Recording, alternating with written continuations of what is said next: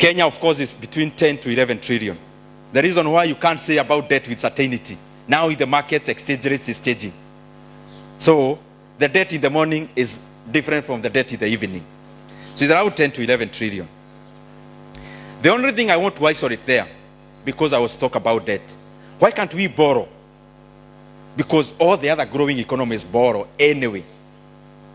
And we have empirical evidence to show that the US debt to GDP ratio is over 120%. That Japan is over 260%. And Kenya is below 70%. And especially by using the nominal GDP of 18 trillion. Why can't we borrow? Then why can't we as economists then come up with a theory in a paper, those who are doing masters? Borrowing as a tool for economic growth. Why can't one of us then come up with that kind of a paper? And I'm giving my opinions. I am not an authority per se. These are my opinions. Japan. You know, when unless the policy maker wants to borrow, they say big economies are borrowing. And they cite the US, the UK, and of course Japan comes in handy to justify. But you have refused to go that route. Why? Currently the US debt is over 32 trillion Kenya shillings, the US debt. But then in borrowing, number one, you look at the use. When you borrow, this money is going into doing what? Because if you are borrowing and the money cannot generate more money within the economy, then stop borrowing. And that's what we are precisely doing. Number two, you look at interest rate. Our domestic debt as a composition of the entire debt and the external debt is 50-50. So when you talk about 10 trillion debt, 5 trillion is domestic and 5 trillion, give or take, is foreign. Out of that, our major debt, which is foreign, is dollar denominated. So when you have a variation in currency, which you may not have a lot of control when you are in a floating exchange rate regime, then you are trying to borrow and jump into a hole where you don't know it is up to what depth. So that's one of the reasons why we cannot continue perpetuating over borrowing. Because we don't have a lot of control over the gymnastics around exchange rate. Second, and maybe the last, because the rest you know, Japan. If you study the economy of Japan, since 1994, for 30 years, the GDP of Japan, in real terms, economics, you know you have real and nominal. If you deflate the Japanese economy, it has not grown in real terms for 30 years. But then, why am I saying that? How is it related?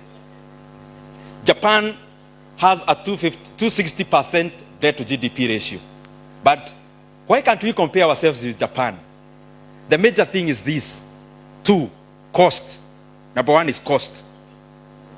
Number two is something I'll call net off. Cost. Do you know Japanese government does business with borrowing? Do you know part of how Japanese government raises money is the business that I'm talking about of debt? If you check, you can Google later. Before COVID, there is a time you could buy a 10-year bond, a Japanese 10-year bond at negative interest rate. Can you imagine? In Kenya now, we are talking about infrastructure bond of 18%. Japan, negative.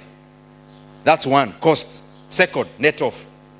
Can you do for me empirically how many countries Kenya has lent money? Kenya is a debtor, but is it a creditor? Or the other way around? Just tell me, because you are economists, how many countries has Kenya lent money? Anyone with an idea? Maybe silence means if you don't know. Look at Japan. When we are talking about the US having 32 trillion Kenya shillings in public debt, the number one external lender of the US government is Japan.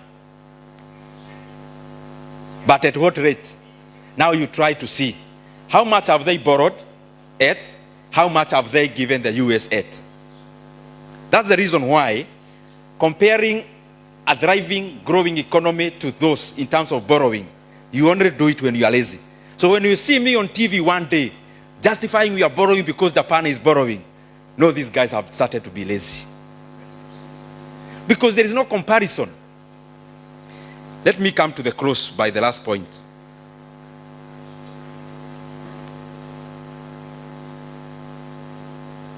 As we think now as economists, I'm just provoking ourselves. We have read many theories in economics.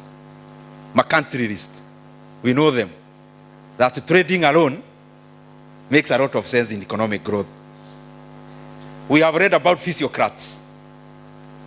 Physiocrats, they say, no. Agriculture is the main thing in economic growth.